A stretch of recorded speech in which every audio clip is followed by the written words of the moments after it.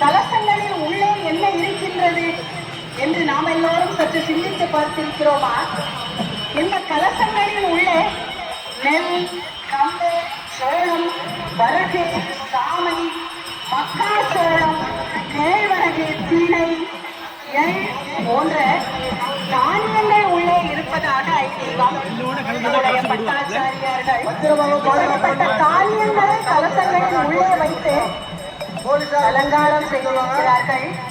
அந்த கலசங்களின் மீதுதான் இன்றைக்கு புனித நீர் வார்க்கப்படுகிறது, புனித நீர் ஆவர்த்தனம் செய்யப்படுகிறது.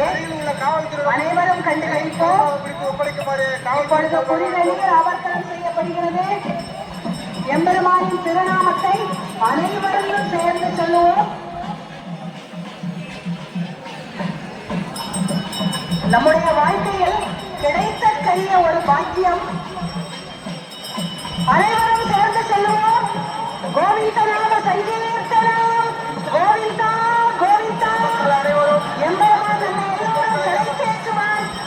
கோவிந்தா கோவிந்தா என்று அவருடைய நாமத்தை சொல்லி அனைவரும் எம்பெருமானை நேசிப்போம். அனைவரும் எம்பெருமான் மேல் அன்பு செலுத்துவோம். ஒவ்வொரு கலசங்களின் மீது புனித நீர் தெளிக்கப்படுகின்றது. கோவிந்தா கோவிந்தா கோவிந்தா என்று அவனுடைய நாமத்தை சத்தமாக சொல்லி அனைவரும் நம்முடைய சக்தியை அந்த எம்பெருமானுக்கு காட்டுவோம். நாம் எல்லோரும் ஆன்மீகவாதிகள் எத்தனை திறமையானவர்கள், எத்தனை சக்தி வாய்ந்தவர்கள் என்ற எம்பெருமானுக்கு காட்டுவோம். சத்தமாக சர்வத்திரம் கோவிந்தநாம சங்கீர்த்தனம் என்றால் கோவிந்தா கோவிந்தா என்று அனைவரும் முழக்கமிட வேண்டும். கோவிந்தா கோவிந்தா என்று அனைவரும் மிக சத்தமாக கூறி அந்த எம்பெருமானை வழிபடுவோம். கோவிந்தா கோவிந்தா. அனைத்து கோபுர கலசங்களையும் சுற்றி பாருங்கள். அனைத்து சந்நிதிகளிலும் கோபுர கலசங்களில் ஒரு சேர மகா சம்பிரோஷனம் நடைபெற்றுக் கொண்டிருக்கின்றது. என்ன அருமை, என்ன கிடைத்தற்கரிய காட்சி. கோவிந்தா கோவிந்தா என்று அந்த எம்பெருமானின் நாமத்தை சொல்லுங்கள். வீரநாராயண பெருமாளுக்கு ஜெய ஜெய என்று சொல்லுவோம். அனைவரும் வீரநாராயண பெருமாளுக்கு ஜெய ஜெய, மரகதவல்லி தாயாருக்கு ஜெய ஜெய என்று சொல்லுவோம். கோவிந்தா கோவிந்தா என்று சொல்வதன் மூலம் நினைத்த நம்முடைய அனைத்து பாவங்களும் தீயில் தூசாக மறைந்துவிடும் என்பது பெரியோர் வாக்கு. அனைவரும் கோவிந்தா கோவிந்தா என்னும் நாமத்தை சொல்லி வழிபடுவோம். கோவிந்தா கோவிந்தா. கலசங்களின் உள்ளே எதற்காக தானியங்களை வைத்தனர்? நம்முடைய தமிழன் எப்படிப்பட்ட அறிவு வாய்ந்தவன் பார்த்தீர்களா? மழை காலங்களிலோ காலங்களிலோ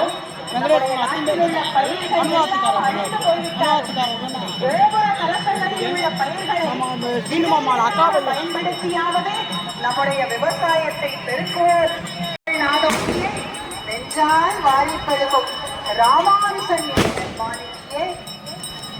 ராமானுசன் உடையவர் எத்திராஜர் என்று சொல்லப்படக்கூடிய ஒரு புரட்சிவாதி இந்த உலகத்தில் அவதரித்தான் என்று கோடித்து காட்டியவர் நம்முடைய காலத்தில் இப்படிப்பட்ட புரட்சி ஏற்படாவிட்டாலும் அவருடைய காலத்திற்கு பின்னால் ராமானுஜராகிய உடையோராகிய எம்பெருமானாரின் தரிசனம் கிடைக்கப்பெற்று அனைவரும் முடிவடைந்தோம். ராமானுஜர் புரட்சிவாதி என்றால் அதில் மிகையில்லை. அவருடைய புரட்சிக்கு இலக்கணமாகி அனைத்து வாதிகளும், அனைத்து பக்தர்களும், அனைத்து ஆன்மீகவாதிகளும் யாரெல்லாம் எம்பெருமானை நோக்கி தன்னுடைய அன்பை செலுத்துகிறார்களோ அவர்கள் எல்லோரும் கடை தேறினார்கள். நாதமுனிகளை நினைத்து உய்யக்கொள்வோம். ஆளவந்தாரை நினைத்து உய்யக்கொள்வோம். ராமானுஜரை, எதிராஜரை, எம்பெருமானாரை நினைத்து உய்யோம். கோபுர தரிசனம் செய்தால் கோடி புண்ணியம். திருவாய் மொழியையும் 4000 திவ்ய பிரபந்தங்களும் அளித்த ஆழ்வார்களுக்கு சமர்ப்பணம் செய்வோம். ஆழ்வார்களின் திருவடிகளுக்கு பல்லாண்டு பாடுவோம். அந்த 4000 திவ்ய பிரபந்தங்களையும் நமக்கெல்லாம் திரட்டி கொடுத்த ஸ்ரீமன் நாதமணிகளின் திருவடிகளுக்கு பல்லாண்டு பாடுவோம். ஆழ்வந்தாருக்கு ஸ்ரீமன் நாதமணிகளின் பேரனான ராமானுஜர் தோன்றுவார் என நம்பிக்கை வைத்து ராமானுஜர் தோன்றுவதற்கு காரணமாக இருந்த ஆழ்வந்தாரினுடைய திருவடிகளுக்கு பல்லாண்டு பாடுவோம். 1000 திருவாய் மொழிகளையும் 4000 பாசுரங்களையும் நமக்கு அளித்த ஸ்ரீமன் நாதமுனிகளின் திருவடிகளுக்கும் நம்மாழ்வார் தொடக்கமாக 12 ஆழ்வார்களின் திருவடிகளுக்கும் பல்லாண்டு பாடுவோம்.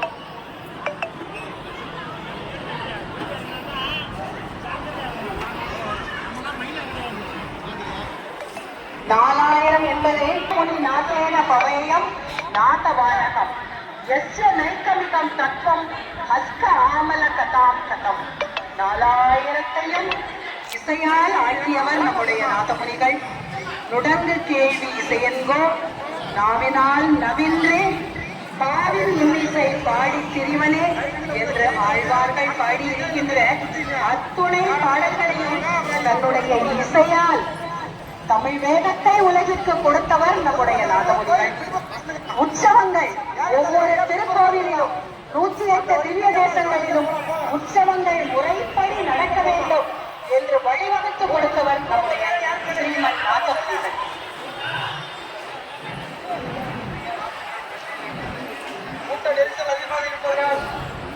ஒவ்வொரு பாசுரங்கள் சொல்லும் பொழுதும் 4000ஐ ஒவ்வொரு முறை சொல்லும் பொழுதும் அதற்குண்டான தனியங்களையும் சேர்த்து சொல்ல வேண்டும் என்று வகைப்படுத்தி கொடுத்தவர் நம்முடைய ஸ்ரீமன் நாதமுனிகள். வேத வியாசர் சமஸ்கிருதத்தில் வேதங்களை படைத்தார் என்றால் வேதங்களை சுருக்கி நமக்கு தேவையானவற்றை நமக்கு கொடுத்து கொண்டிருக்கின்ற 4000 திவ்ய பிரபந்தங்களை நமக்கு அளித்தவர் நம்முடைய ஸ்ரீமன் நாதமுனிகள். இயல், இசை, நாடகம் என பாகுபடுத்தி 4000 திவ்ய பிரபந்தத்தை மிக அழகாக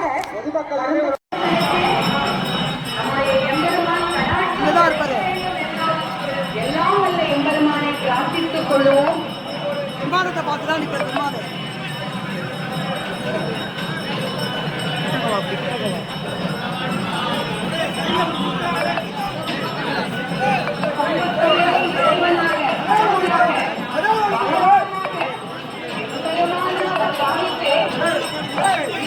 எல்லாத்தையும்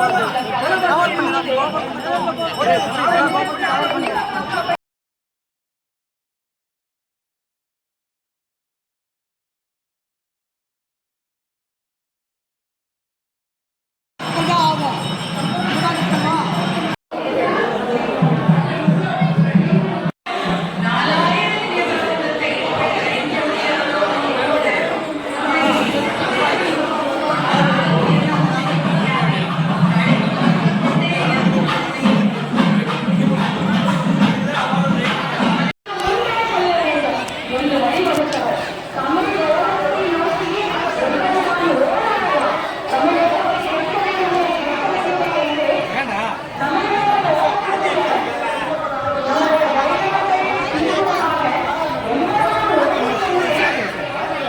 தமிழ் வேதத்தை கேட்கானா அப்படிப்பட்ட தமிழ் வேதம் நம்முடைய நாலாயிரத்திய பிரபந்தம்.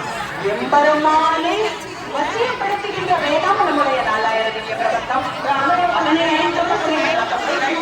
தமிழுக்கு எத்தனை மகத்துவமானங்கள்! பெருமாளுக்கு முன்பாக தமிழ் செல்கிறது, பெருமாளுக்கு பின்பாக வடமொழி செல்கிறது. தமிழ் வாழ்ந்து கொண்டு